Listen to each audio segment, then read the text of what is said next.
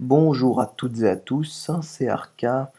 Aujourd'hui, on va s'intéresser aux différentes formes d'un nombre complexe.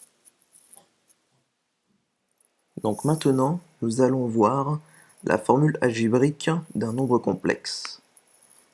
Donc z est sous la forme z égale a plus ib. Celle-ci est la forme généralement utilisée pour les nombres complexes. Avec a, la partie réelle de z, notée aussi RE de z, et B, la partie imaginaire de z notée IM de z. Et puis enfin, I est la particule imaginaire telle que I au carré égale -1. Donc maintenant, nous allons vous expliquer ce qu'est un plan de Gauss. Dans un plan de Gauss, nous représentons par un point un nombre complexe. Donc ceci est la représentation graphique dans un plan de Gauss du nombre z qui est égal à 5 plus 2i. Donc ici, sur l'axe des ordonnées, nous avons les i, donc i, 2i, 3i, 4i. Et ici, nous avons la partie réelle. 1, 2, 3, 4, 5, 6. Donc z est égal à a plus ib avec a égale 5 et b égale 2. Donc a est le point d'affixe z, ou bien a est le point image de z. Voyons maintenant ce qu'est l'argument de z. Donc l'argument de z est l'angle formé entre la droite OA et l'axe des abscisses, dans le sens direct, c'est-à-dire dans le sens inverse d'une aiguille d'une montre, dans ce sens-là.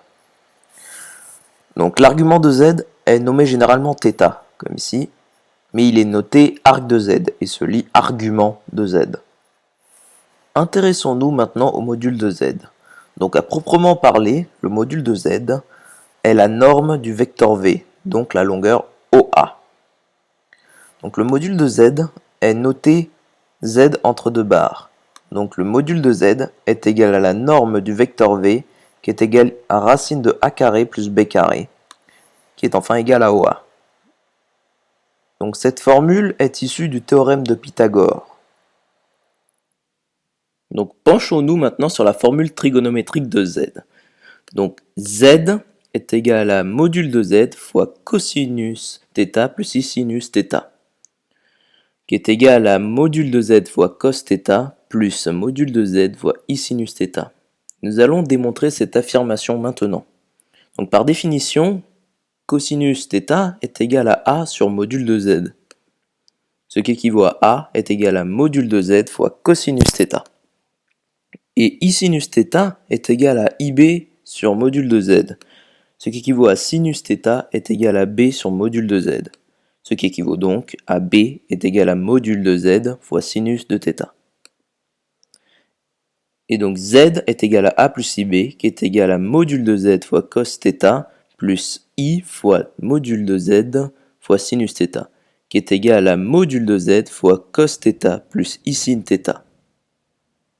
Nous allons simplifier maintenant cette formule. Donc nous arrivons à la simplification de la formule trigonométrique.